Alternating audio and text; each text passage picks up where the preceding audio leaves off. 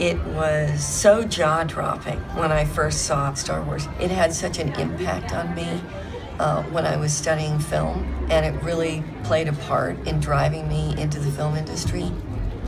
I was 11 years old and seeing the film for the first time. It was such a profound thing, not just because the movie itself was so entertaining, but because it said anything is possible. I remember seeing it, and I just felt like I know what I'm doing for the rest of my life.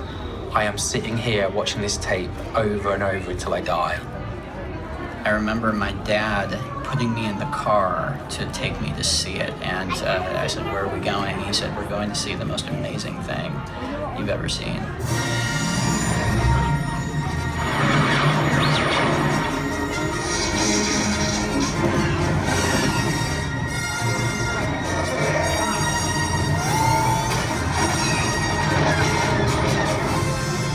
Star Wars is a revolution.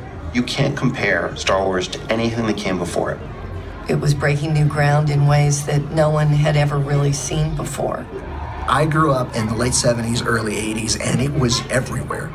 The word epic gets thrown around a lot now, but it really was just so huge. As a kid, I really just loved that universe. And as I got older, I think I appreciated the filmmaking part of it more.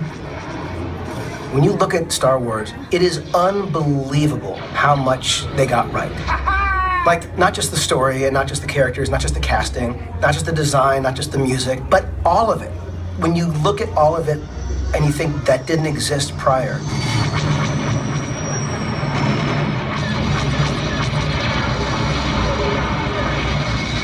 It is this strange combination of huge, massive world creation spectacle and really intimate psychological character stories.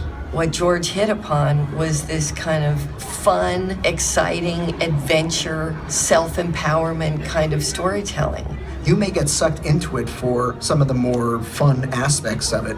And then as you grow up, the films grow up with you because you become older and more sophisticated and are able to peel back some of those mythic layers and appreciate those as well.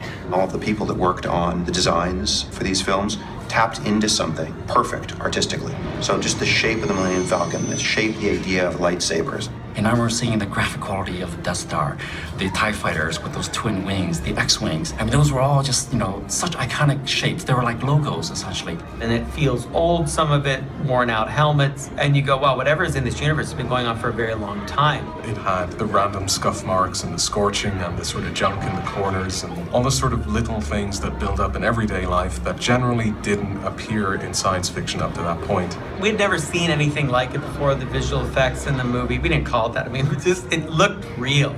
It felt real. There has been an awakening. Have you felt it?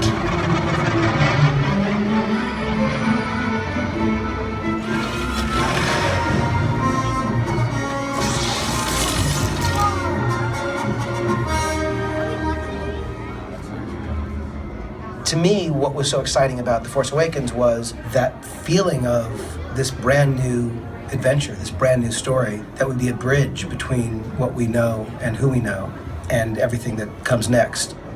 Certainly for all young kids, they either wanted to be Luke Skywalker or they saw themselves as Han Solo. And I think that was a part of our challenge, was how are we going to bring new characters into this series that had that same kind of power.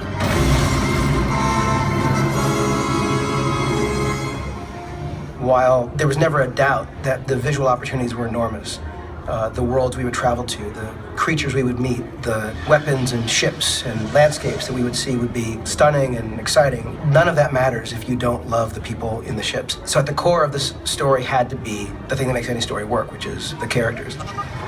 It doesn't end there, though. This is just the first step on a long path to Star Wars into the future.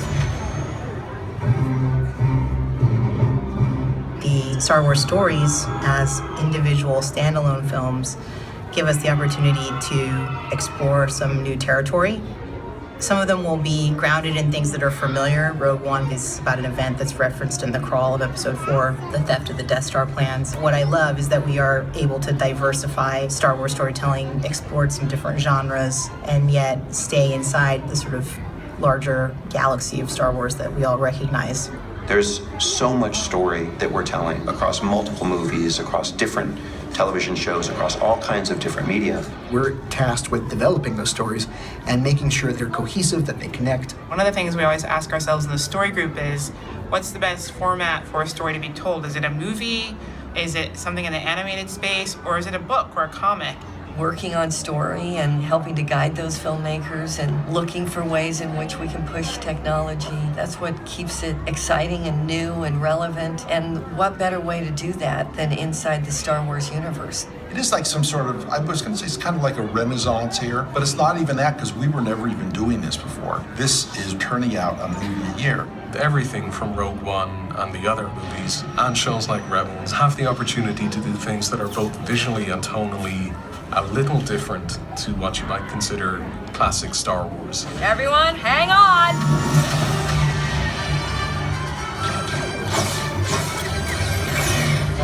I think it's fantastic what Dave Filoni and the Rebels crew have done to create that show. I think we've created some really wonderful characters and kind of establishing what the rebellion was like in its early stages. I think that's been really, really exciting. I think there are a lot of kids who grew up on the prequels and on Clone Wars who are really excited about Rebels because in a way it picks up the story that they know. But their parents are excited about it because it also starts in a place that they recognize as being relevant to Episode 4.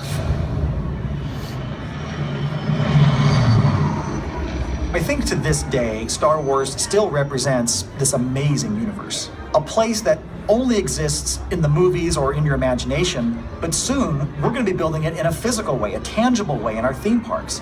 You're going to be able to walk inside these environments. You'll be on a planet. You'll be hurtling through space. It will be very, very immersive.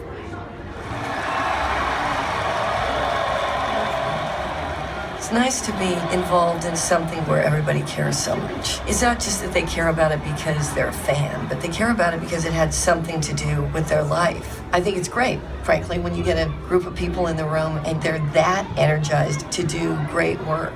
We've found a lot of really wonderful, talented writers and filmmakers who are excited to work on Star Wars, who grew up with Star Wars, who love it. The very first kind of movies that I and a lot of the people in my generation were making in our heads as kids was in that world of Star Wars. I don't think I'm lying when I say Star Wars means the world to me. I just really wish someone had told me when I was 4 that I was going to get to make a Star Wars film, because I would have spent the last 36 years planning it. It doesn't matter what age you are or where you grew up, there's something about Star Wars that you can connect with. It's more than entertainment. It's a very, very unique cultural force, and it's just as relevant now as it ever has been. You go out in the world and you see a little kid engaging with Star Wars and you understand it's their parents that have brought them into this world. It's this great generational thing. And if I'm able to help give a father or mother that gift that they pass along to their children, I think, that's incredible. I don't know what it must be like to be a kid growing up with this much awesome. I don't know how it would have affected me. I probably would have been making films by the time I was 6. We're gonna need those kids in the future to keep this thing going because there's a lot to do.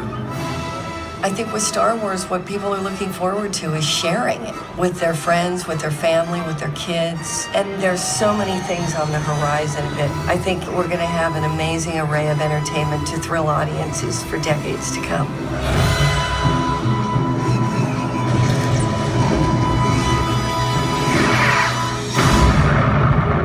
The Force will be with you. Always.